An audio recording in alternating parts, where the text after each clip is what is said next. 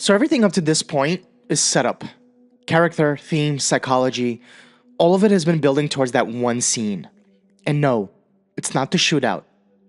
Let's be honest, the scene everyone comes for is the one where McCauley and Hanna grab a late night coffee at the diner.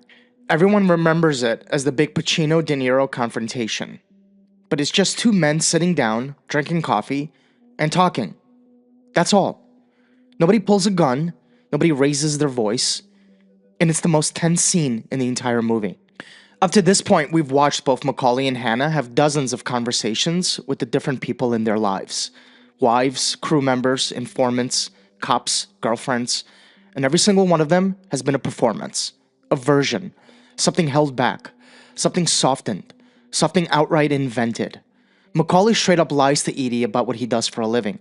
Hanna lies to his wife every time he walks through the door and pretends he's present. Then they sit down across from each other, two men on opposite sides of the law, opposite personalities, opposite lives, and the same human being underneath all of it. And they both know it the second they sit down. That's what lets them finally say what's true. It's the only honest conversation in the entire film. And they have it with the one person in the world they're supposed to be trying to destroy. Al Pacino and Robert De Niro were both in The Godfather 2. That was 1974. Pacino was in the present-day storyline. De Niro was in the flashbacks. Same film, same universe, same bloodline, and they never once appeared in the same frame. For 20 years after that, we waited. Two of the biggest actors alive, working in the same genre, circling the same territory, and nobody had put them in a room together. Until Michael Mann did it. In 1995, both of them were in a very specific and similar window of their respective careers. They were established, there was nothing left to prove for either of them, but they were also still sharp, still physically intense, still in the phase of their careers where their performance had weight and unpredictability. That window doesn't last forever, and Mann caught it at the exact right moment. The contrast between them is what makes the scene work on a performance level. De Niro is internal. He listens more than he speaks. When he talks, the sentences are short and measured. We have to lean in to catch what he's doing because most of it is happening behind his eyes. He doesn't perform outward, he pulls us inward. McCauley in the diner is the same McCauley from every other scene in the film. Contained, careful, giving us just enough and nothing extra. Pacino is the opposite instrument. He's external. The energy comes at us. Hanna in the diner is animated, shifting between humor and intensity, probing and retreating, testing the edges of the conversation. Where De Niro's silence carries information, Pacino's bursts of energy do. He'll say something casual and then lock eyes with McCauley in a way that changes the temperature of the entire scene. The performance runs hot, where De Niro runs cool. And that mismatch is what makes it feel like an event. Two of the biggest actors alive, with completely different approaches to the same craft, working in real time against each other. Neither one adjusts to accommodate the other. They just exist in the same space and let the friction happen. The scene was filmed at 1 in the morning at Cape Mantilini in Beverly Hills, a restaurant with monochromatic black and white interior. Nothing in the environment competes with the faces. No color, no visual clutter, just two men at a table. Michael Mann used 3 cameras simultaneously, 2 over the shoulder and 1 profile, so he could capture both performances in every take without cutting. 11 takes total, and at De Niro's suggestion, they didn't rehearse. Not once. De Niro wanted the first time they spoke these words to each other to feel unrehearsed, unplanned, like two strangers figuring each other out in real time. That's what we're watching. As the scene goes on, the ambient noise, the restaurant, the street, the city, gradually fades out. By the end of the conversation, it's just their voices. Watch how still they are. Two of the most physical actors of their generation, both known for explosive choices, and Mann puts them at a table and asks them to do almost nothing. No big movements, no raised voices, just two men deciding that they're gonna have to kill each other and that they're okay with it. What gets said in that scene has already been established. They recognize each other, they're honest, and they both know where this is going. So the dialogue is almost beside the point. What we're watching is Pacino and De Niro discover each other in the same way that Hanna and McCauley are discovering each other. The actors are meeting for the first time. The characters are meeting for the first time. And we can't separate one from the other. That's what 20 years of waiting actually produced. The opening heist tells us everything we need to know about the film before anyone says a word. An armored truck, men with hockey masks, precise timing, clean movement. It's a job, and they execute it like one. Every member of the crew knows their position and their exits. Nobody improvises. Well, at least they're not supposed to. Waingro, working with McCauley's crew for the first time, kills one of the guards. There is no logical reason behind it. He just does it. And in that single moment, the entire trajectory of the film shifts. What was a clean professional score becomes a murder case. Robbery homicide gets involved. Hanna gets involved. Everything that follows traces back to that impulse. One man without a code, inside a world built entirely on codes. And we don't have to wait long to see what that costs. And the place we watch it cost hardest is the downtown shootout.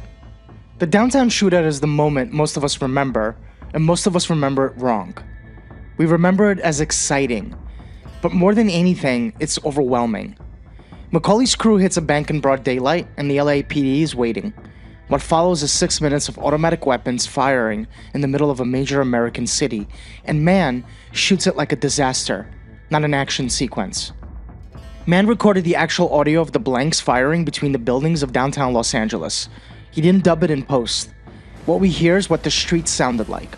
Rounds echoing off glass and steel, stacking on top of each other until the sound is physical.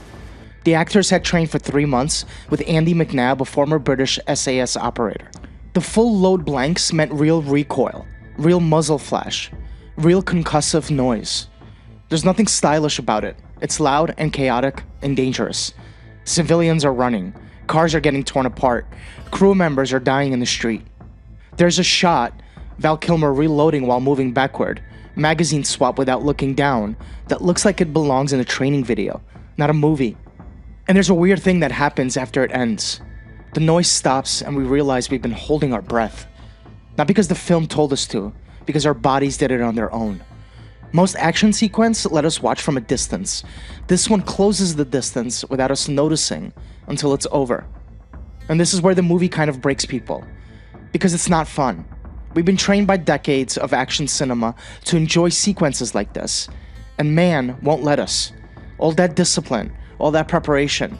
And this is what it actually looks like when it meets the real world. After the shootout, the crew is destroyed. Most of them are dead. Chris is wounded and on the run. McCauley is exposed. And this is where the film gives him a choice. He has Edie. He has a way out. The plan is simple. Leave the country. Disappear. Start something else. And McCauley is moving towards that. He's in the car. He's headed for the airport. He's 30 seconds from being gone. And then he finds out where Waingro is. And here's the moment. He could keep driving. Edie is right there in a passenger seat. The airport is right there. The future he's been building towards for the entire movie is right there. All he has to do is not take the exit. We feel it. We feel the moment sitting there. It's right there. And he doesn't take it. He turns the car around. 30 seconds. That's all it would have taken. If you've seen this movie before, you know this moment. And it still lands. Every time. Because even knowing what's coming, some part of us still thinks, maybe this time, he keeps driving. Maybe this time, he gets on the plane. He doesn't.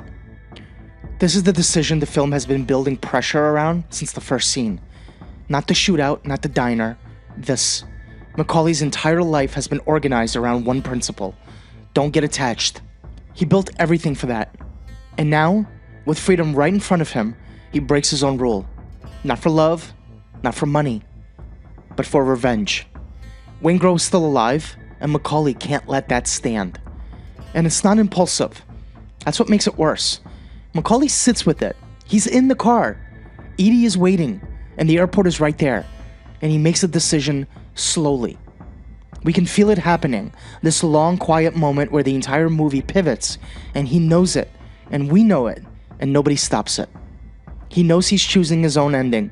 This is what is underneath the control. This might be my favorite moment in the whole movie. Nothing really happens in it, which is the point. A man sitting in a car, deciding which version of himself wins. There's something almost inevitable about it. Like watching someone walk towards a thing they've been walking towards their entire life, and the only surprise is that it took this long. Up to this point, we've been led to believe that McCauley was the smartest person in the room. And none of that matters because the one thing he can't plan for is himself. This is where the movie breaks its own rules. For 2.5 hours, Heat has been telling us that professionalism is everything. That discipline is what separates the survivors from the dead. And then it shows us that the most disciplined man in the film throwing it all away for something that doesn't even benefit him. The movie spent its entire runtime building a value system and then dismantling it in a parking lot. He goes to the hotel, he kills Waingro, but Hanna set the trap. Waingro was bait. The LAPD has been watching that hotel, waiting for McCauley to come for him. And the moment McCauley steps outside, Hanna spots him on the service road. Hanna has been doing the same thing McCauley has, following his nature past the point where it makes sense. His stepdaughter's in the hospital, his marriage is over, he has every reason to stop. He's at that hotel because haunting McCauley is the one thing he knows how to do without hesitation. This is where the movie quietly stops being about crime. And at this point, we already know how this ends. We just don't want to admit it. For the first time in the entire film, both men are still. McCauley has been moving the whole movie. Between jobs, between locations, between versions of himself that might work. Hanna has been chasing the whole movie, burning through marriages, informants, cases, never stopping. And now, on an empty runway at night, both of them stop. Hanna shoots McCauley, and then he takes his hand. Moby's God moving over the face of the waters comes in over the final image. It doesn't tell us how to feel. It just opens the scale up until the moment is bigger than either one of them. Two men holding hands on a runway in the dark. The only real connection either of them has made in the entire film happens at the exact moment one of them is dying. They were right about each other. In the diner, they recognized something real, and it didn't help. Hanna wins, he gets his man, and he's sitting on a runway at 4 a.m, holding the hand of the only person who's ever made him feel understood, and that person is dead. And here's the part where we don't want to sit with. The movie treats this as a tragedy. The music swells, the image lingers, but if we're being honest, really honest, Hanna and McCauley both got exactly what they wanted. McCauley didn't want the plane. He wanted to matter enough to himself to turn the car around. Hanna didn't want his marriage. He wanted the chase to mean something. They got it. And it's not that they lost. It's that this might actually be their version of winning. And if I'm being fair, this is the one place where man forces it slightly. The handhold. Hanna reaching down in the dark. It's beautiful and it works emotionally, but it's also man telling us how to feel about two men who spent 3 hours refusing to feel anything. The movie earns it, but barely. But you can sense the director stepping in.